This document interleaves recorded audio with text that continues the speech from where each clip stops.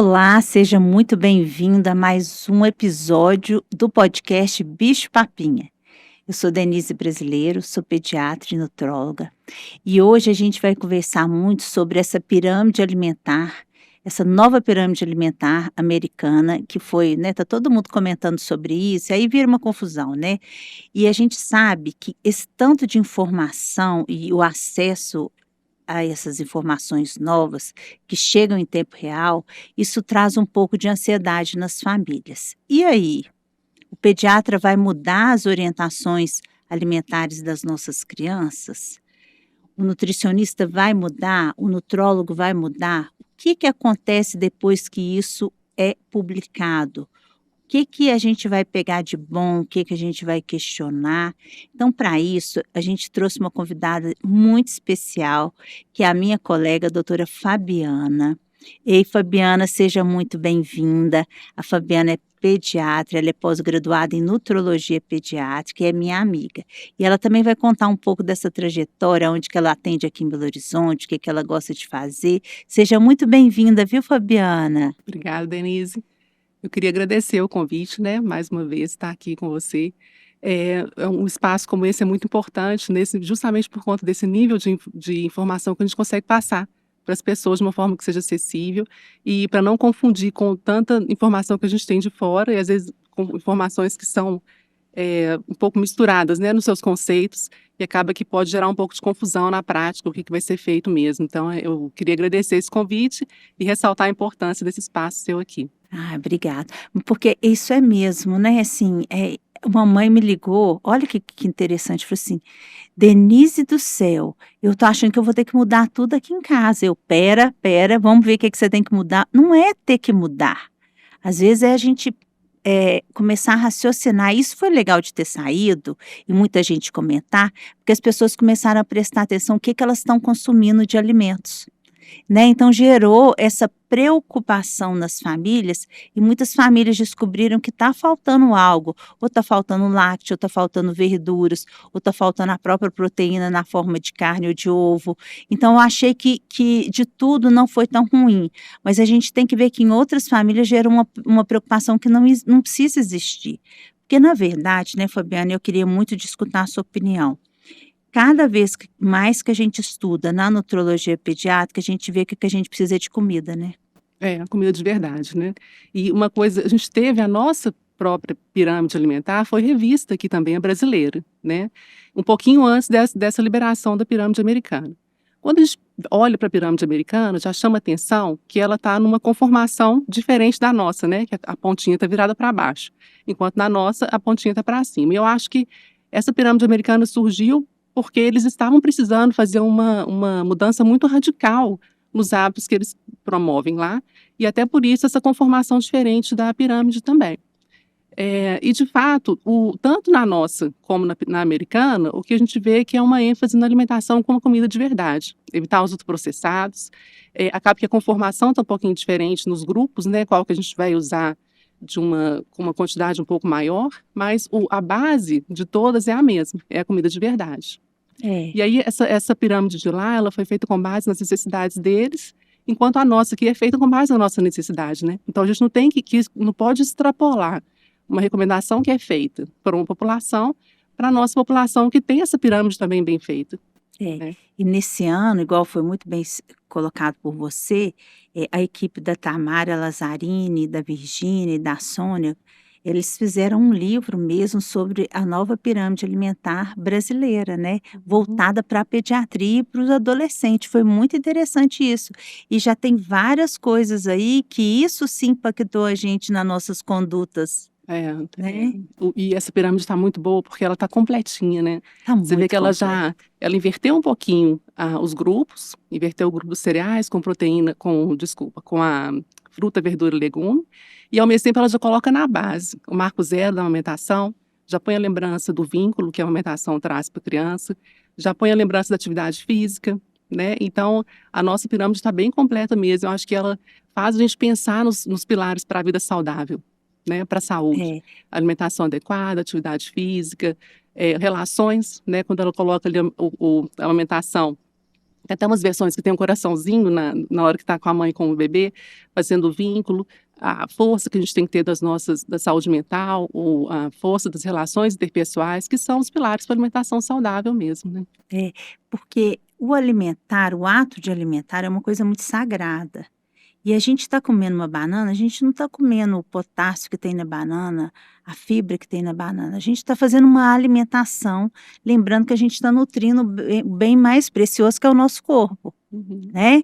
Então, a gente tem que extrapolar um pouco isso e entender que, por exemplo, quando eu como um produto assim, que eu arrepio quando eu vejo aqueles salgadinhos baconzitos, chips, esses Cheetos, e eu vejo, gente, como é que a gente tem coragem de colocar aquilo para dentro do nosso organismo, né? Porque aí vai tudo que a gente, parece que a gente está agredindo o nosso organismo com É, aquilo, né? exatamente. Então a gente tem que começar a conversar sobre isso. Agora, imagina você chega lá, as suas crianças chegam na sua casa e você acabou de fazer um bolo para eles, que você fez na sua casa. Você pode até ter colocado açúcar nesse bolo, sim, mas você preparou esse bolo. Aí a criança na cabeça dela, ela vai falar assim: "Gente, como que a minha mãe pensa em mim? Ela chegou e quis me agradar com um bolinho", né. Então É. tem algo mais. Vai chegar uma visita na sua casa, você quer colocar uma mesa mais bonita, né. A gente aqui em Minas, todo mundo chega, vai tomar um cafezinho, pelo menos um cafezinho na sua casa, né. Uhum. Então a gente tem, quando a gente fala de pirâmide alimentar, é uma orientação, é um guia, para a gente fazer umas reflexões do que a gente está comendo em excesso, o que está faltando, mas não é aquele negócio, porque hoje, com essa medicina individualizada, a nutrição de precisão que a gente tanto tem falado, às vezes eu tenho uma necessidade proteica maior do que você, né, Exatamente. e eu tenho que descobrir isso. E isso é interessante quando a gente volta para a pirâmide americana, que foi muito comentado a quantidade de proteína, né, uma ênfase na proteína. Na verdade, quando você vai ler o texto que eles liberaram mesmo, existe sim uma ênfase na comida de verdade, na frutas, verduras, legumes, e uma necessidade importante de ter proteína em todas as refeições, mas eles ainda colocam uma quantidade.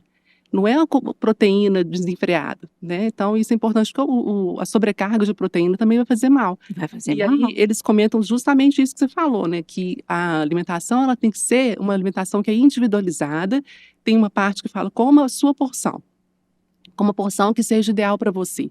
Eu acho até mesmo para rever aquela quantidade dessas porções muito grandes, né, que eles têm mania, aqueles copos enormes, você vai no Nossa. restaurante, a salada, até mesmo a salada enorme, aquele mega hambúrguer. Então, se a pessoa se alimentar com o que é necessário para ela, de uma forma que seja mais individualizada possível.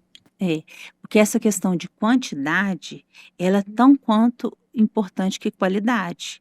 Porque realmente, mesmo uma maçã, você vai comer uma maçã, você não vai comer 2 Uhum. maçãs, né. Isso importa, isso faz a diferença também, né, É. que é o excesso, até a água em excesso faz mal. Então a gente tem que preocupar com essa questão de quantidade, sim, É, na e hora isso que é a gente vai interessante. orientar. A gente nasce com a autossaciedade, né. A gente já consegue nascer, a criança vai aprendendo a comer naquele momento, né, o aleitamento materno, depois a introdução alimentar, e essa autossaciedade ela já nasceu com ela e ela sofre interferência do meio. E aí, às vezes, a criança um pouquinho maior já está com esse mecanismo de autossaciedade um pouquinho interferido por conta disso, porque socialmente as pessoas têm o costume de uma porção muito maior, tem a pressão familiar para comer aquele tanto do prato. Então, essa quantidade, assim como a qualidade é importante, a quantidade também tem que ser olhada de Isso perto. tem que ser olhado de perto, por isso que a gente fala assim, o leite materno ele é muito legal, porque ali você não vai conseguir ver a quantidade, né, então a Uhum. criança parou de mamar porque era o que ela queria, né, Isso. e às vezes na mamadeira, a mãe preparou uma mamadeira e quer que o filho tome toda a mamadeira, e ele não estava naquele momento precisando daquele tudo, porque ele tem essa saciedade interna aí, essa autorregulação que você falou. E a gente tem que tomar cuidado que isso é aprendido na infância, nos primeiros Uhum. 7 anos. Então, se a mãe obriga a comer o prato inteiro, se põe quantidades muito grandes no prato da criança, ou seja, vai fazer com que aquela criança acostuma comer um volume que ela não precisa, né. Justamente. E tem uma coisa interessante, não sei se aconteceu com você quando seus meninos eram pequenos, tinha hora que eu esquecia que o meu estômago não é do tamanho do deles. Então, o que eles vão comer realmente é muito menos do que o que a gente come, e tudo bem, é o que cabe no estômago dele, né. Então tinha hora que eu brigava comigo de falar assim: "Gente do céu, não comeu nada". Aí eu lembrava: "Comeu sim, para essa idade, é o tamanhozinho da mão fechada, tá tudo bem". Essa observação cuidadosa, ela é bem importante, né. Quando você tem aquela ele comeu aquela quantidade, você vai observar pelo comportamento dele se foi adequado ou não. Se daqui a 1 hora ele já está com fome de novo, possivelmente aquilo foi pouco. E você não precisa ser tão imediatista, né, é o problema do imediatismo. Você pode aguardar a próxima refeição, fazer uma porção um pouquinho maior, se for o caso, e respeitando a individualidade dele também nesse aspecto. Uma coisa que é de olho, você não precisa É. ter uma balança necessariamente para fazer isso. E é até ruim aquelas casas que eles ficam pesando os alimentos, aquilo É. gera uma neurose, Uhum. que aquilo acaba refletindo de uma forma negativa para as crianças, né. Você vai perder o prazer, né, que é a refeição, que é isso que você comentou, né. É importante lembrar da importância de todos fazerem as refeições juntos, né, a família tá junta. Então, na nossa vida corrida, é difícil falar para a família fazer todas as refeições juntas, né, é praticamente inviável para as famílias que os pais trabalham, e até que hoje em dia com o home office isso facilitou um pouquinho mais, tem É. famílias que conseguem fazer mais refeições juntas. É. Mas pelo menos uma das refeições do dia ser com todos juntos, né, que é esse momento de partilhar, de observar o hábito alimentar do pai e da mãe, aí perceber que eles são os exemplos, né, que a gente sempre fala muito isso no consultório, que nós, os adultos, os cuidadores, nós somos as referências. Os meninos vão muito mais fazer o que nós fazemos do que o que a gente fala para eles Que a gente fazerem. fala. Então eles têm esse comportamento de espelho, eles vão imitar a gente mesmo. E aí, nesse momento em que a gente faz a refeição junto, além de ter esse momento de observação dos hábitos alimentares, é um momento em que também vai ter troca, né? Então, a criança vai crescendo um pouquinho mais, você consegue perceber como que ele está, ele vai contar uma coisa que aconteceu na escola.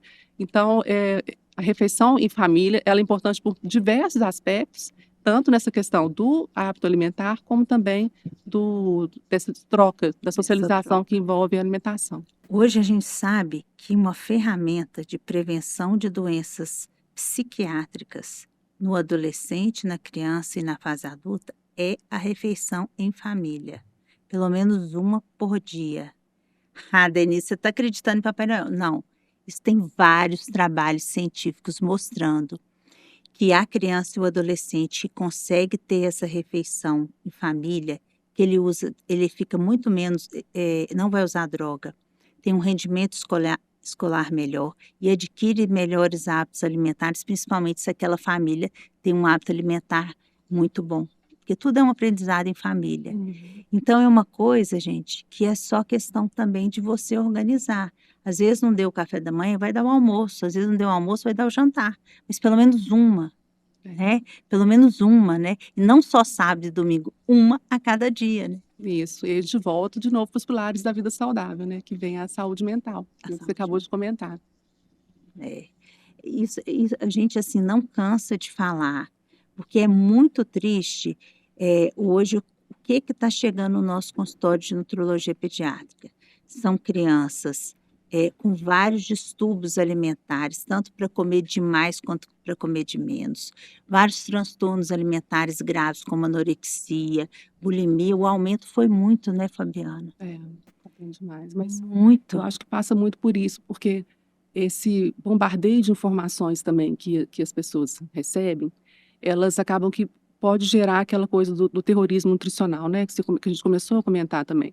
E aí fica em vez de a gente ter aquele momento em que a alimentação é prazerosa, né, que a criança está envolvida naquele preparo, ou mesmo adolescente, você está ali preocupado em pesar, em ver a quantidade certa. "Ah, isso aqui não pode, isso aqui", e aí vira uma neura, Vira né. uma neura. Você perde a natureza da alimentação, que é uma coisa do ser humano, uma coisa primitiva, todos nós comemos, né. Sim. E aí, eu acho que a gente tentar lidar com a alimentação de uma forma que seja, ao mesmo tempo, saudável, mas com equilíbrio, a gente consegue encontrar essa linha do meio que Essa traz linha um do pouco meio. mais de saúde mesmo para todos nós.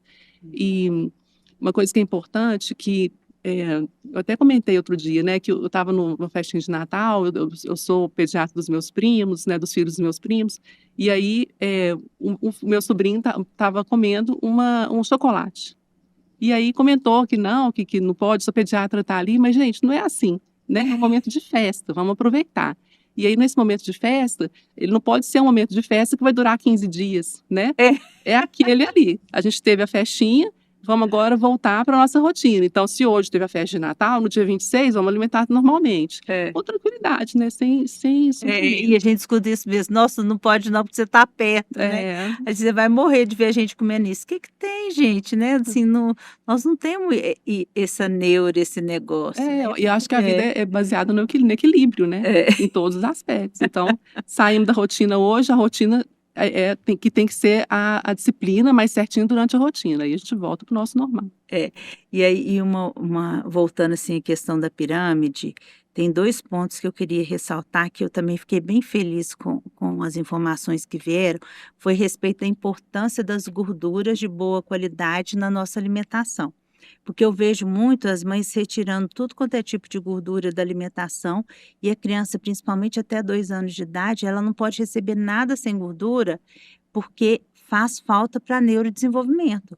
A gordura ela é muito importante. Lógico que a gente não vai dar gorduras ultraprocessadas, que é a gordura trans, gorduras de frituras, mas as gorduras que a gente gosta mais, que é a que tem no azeite, a que tem no abacate, que é uma fonte de gordura, assim, muito importante para todo mundo, principalmente para criança, para neurodesenvolvimento, a gordura que está presente nas castanhas. Então, a gente dá prioridade para gorduras que realmente fazem a diferença.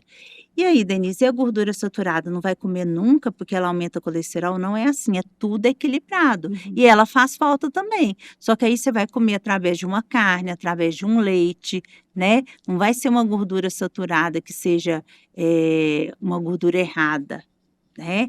Isso a gente tem que tomar esse cuidado, né, Fabiana? Priorizar, assim, acaba que na alimentação a gente naturalmente já vai ter um pouco de gordura, né? Se você está tomando um leite, comendo a carne, quando você olha para aquela pirâmide, a gordura do bem, né? Que eu gosto muito desse termo, a gordura do bem, porque para a gente lembrar que ela tem essa necessidade, como você falou, ela está lá na pontinha da pirâmide. Se a gente tira ela, não vai ficar incompleto. Então, Vai ela ficar também é incompleto. necessária para o nosso equilíbrio do organismo. É. E para o neurodesenvolvimento, né, desenvolvimento ocular. Então, a gente não pode menosprezar a importância dessas gorduras do bem, não. É. Na quantidade adequada. Você vê que ela está lá na pontinha, né? Então, Vai aquela ser quantidade assim, né? certa. Liberada em quantidades, né? E isso é importante de olhar.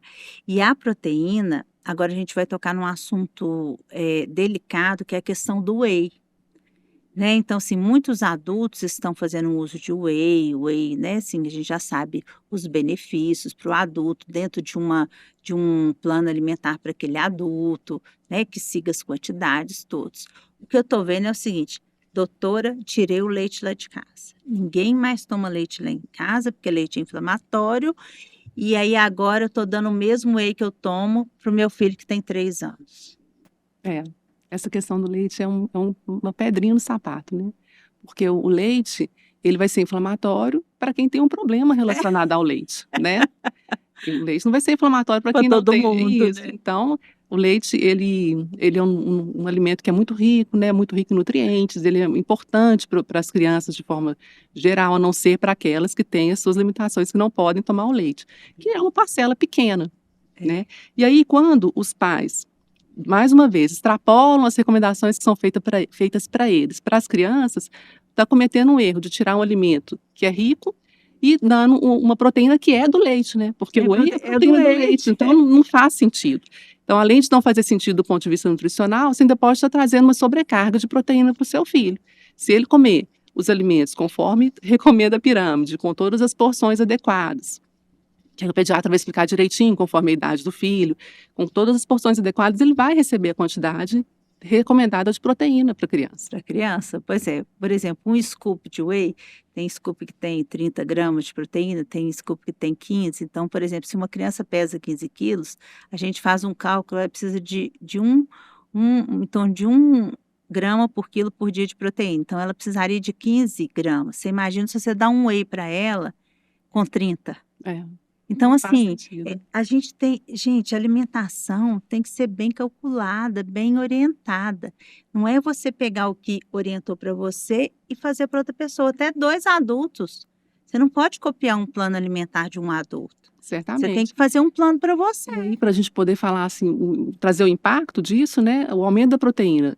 uma oferta desnecessariamente alta da proteína para a criança vai estar associado com obesidade, o risco de obesidade Sim. maior, risco de sobrecarga renal, hepática. Então, não se pode exagerar e ficar dando proteína além do que deveria para as crianças, não.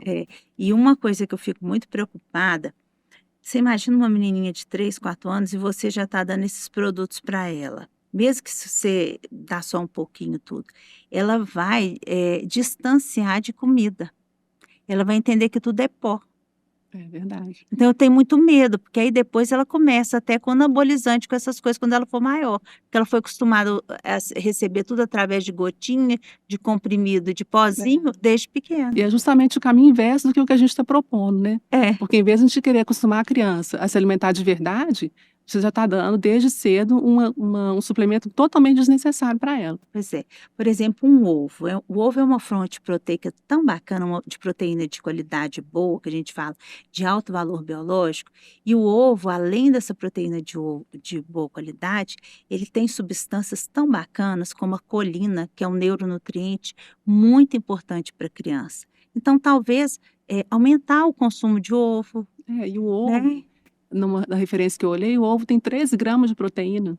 Olha que beleza, num ovo. Então, realmente a gente vê que não tem necessidade, né? Não tem ofertar hoje. necessidade. Isso é que a gente precisa procurar um profissional que entenda do que ele está falando, que entenda da alimentação, que não fique preso a modismos, que não fique preso a terrorismos alimentares, porque nós profissionais de saúde, a gente pode causar danos.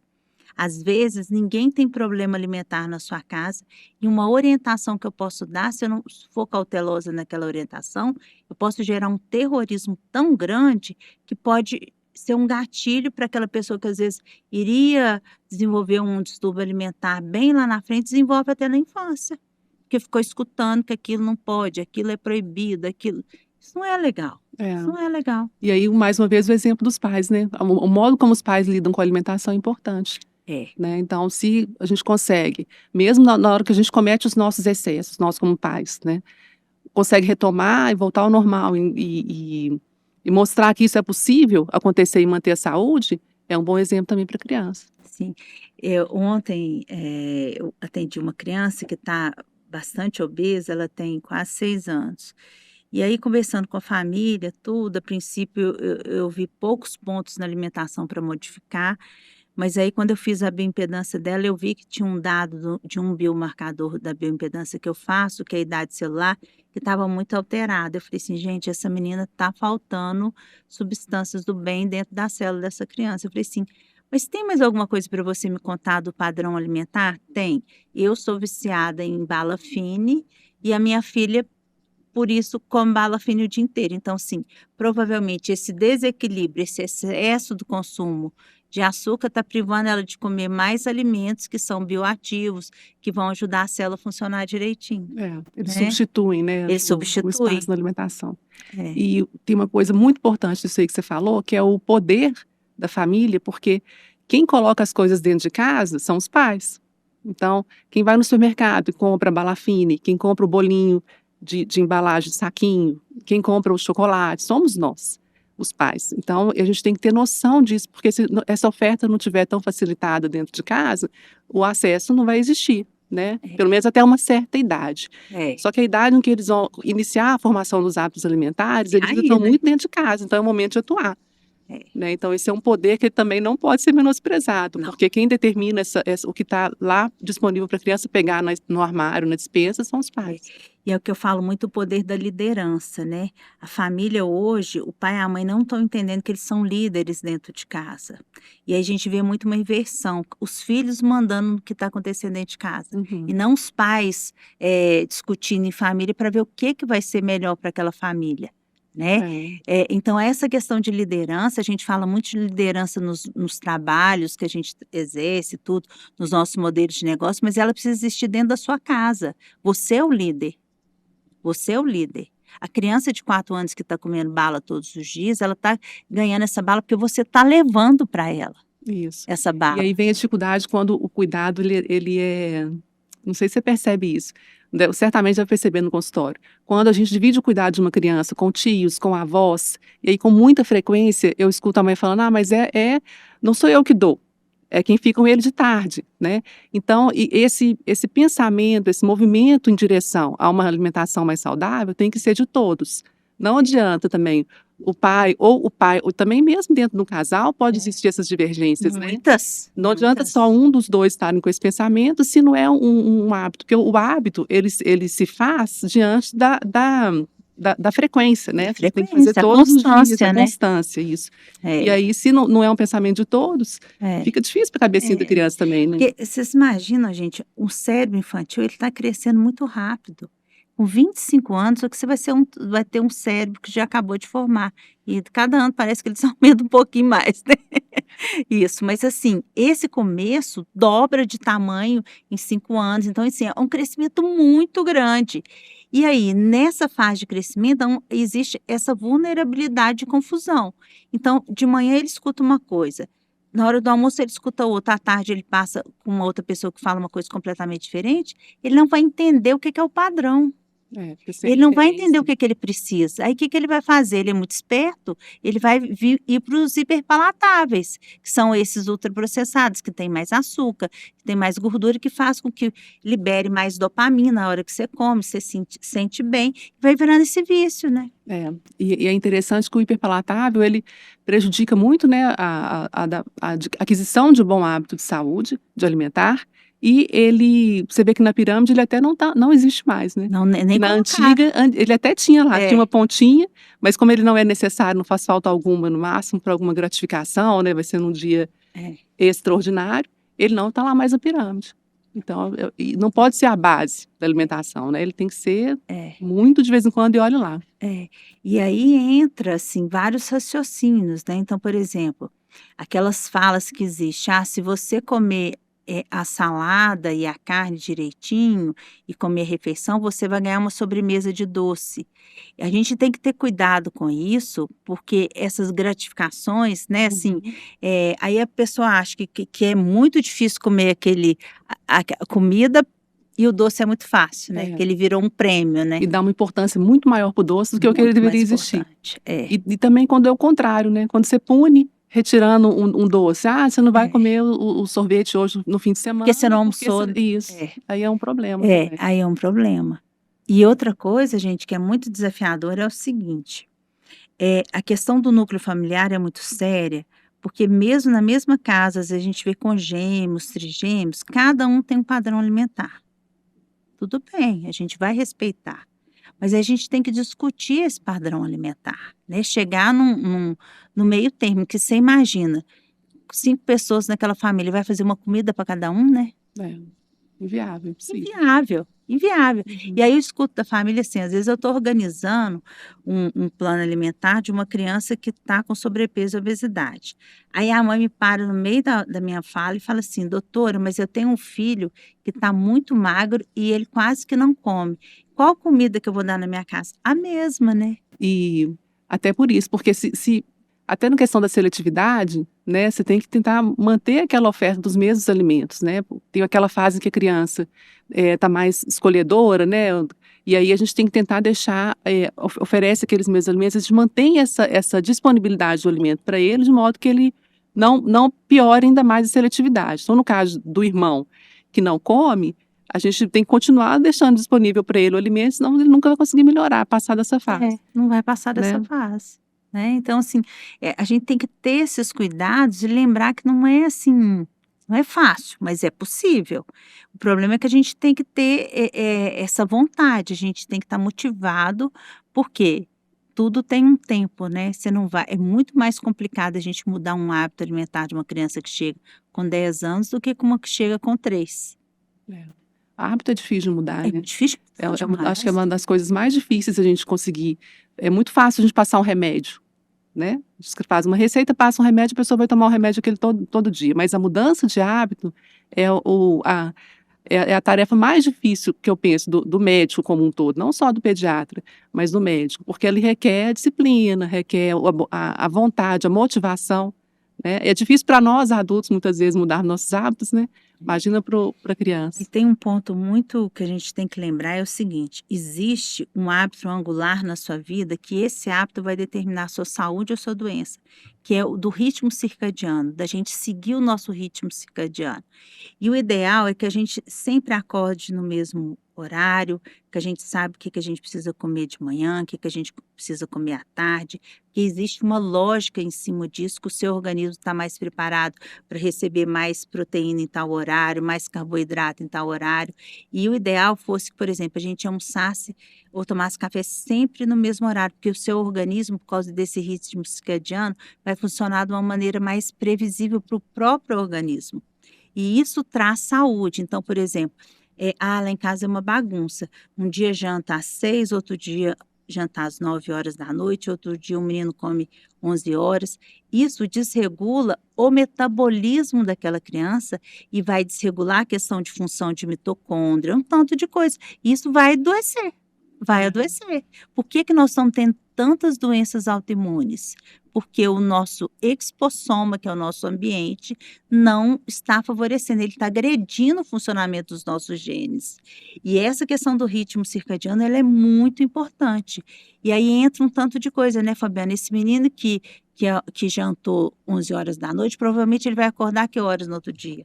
Ah, imagina, vai acordar à tarde, né? Vai E aí acordar já fica tarde. tudo embolado. Tudo embolado. E aí, puxando um gancho para isso, que tem relação com o ciclo circadiano, é o uso de tela, né? O tempo de sedentarismo, que está ficando cada vez maior, a falta da atividade física vai prejudicar a qualidade do sono também, né? Então, acaba que uma coisa vai trazendo a outra mesmo. Não dá para fazer isso dissociado, né? Uhum. A gente tem que pensar em todos os aspectos. Tem gente que fica um pouco frustrado quando vai na consulta de nutrologia, que acha que vai sair de lá com um plano alimentar escrito. E, na verdade, eu vou ter que trabalhar muito mais, às vezes, o sono, que eu estou vendo que está impactando muito mais até nessa organização, né? Porque não tem como você organizar se você não organizar essas questões que são, eu brinco assim, primeiro você arruma a casa para depois pôr o móvel, né? Uhum, verdade. Não tem condição. E aí, mas a fila, né, para seguir as orientações, ela é pequena, né? A fila para o remédio, para a solução fácil, ela é mais rápida.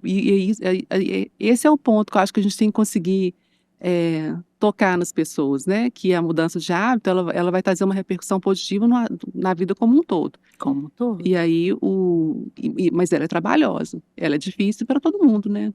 Para todo mundo. Quando a gente recomenda, a gente sabe que é difícil também. E aí entram outras coisas, né? Assim, se a gente pudesse, eu estou vendo que o nosso tempo está acabando, a gente poderia ficar conversando o tempo inteiro. Entra aí, por exemplo, quando você está triste, aí você vai querer comer, são os alimentos hiperpalatáveis, né? Então ainda entra tudo essa questão aí, é muito complexo, né? É muito complexo.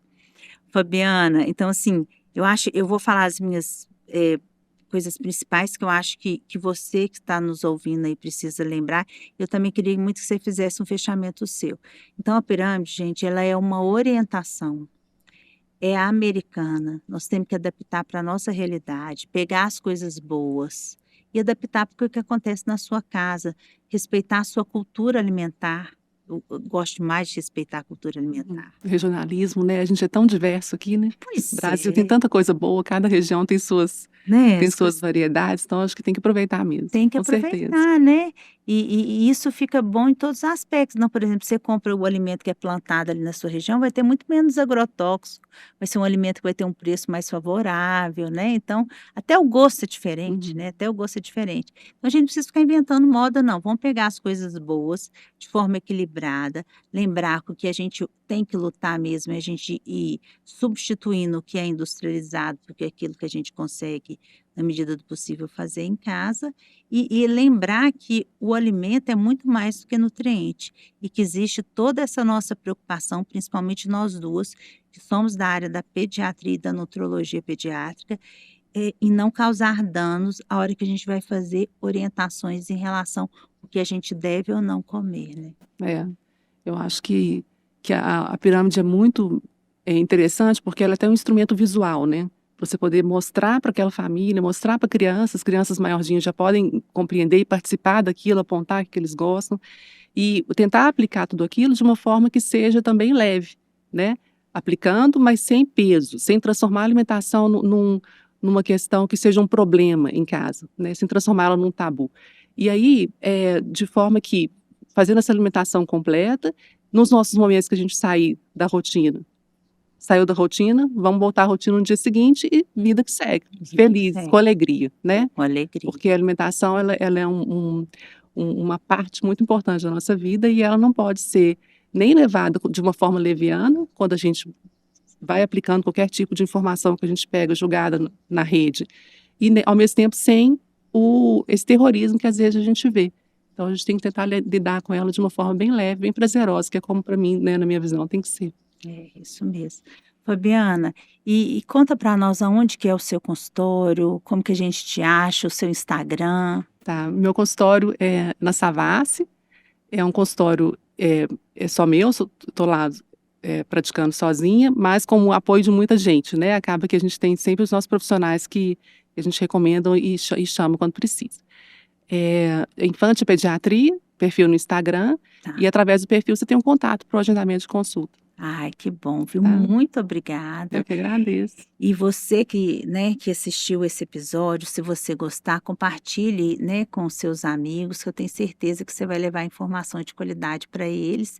E as dúvidas podem mandar para a gente que a gente vai responder direitinho. Um grande abraço.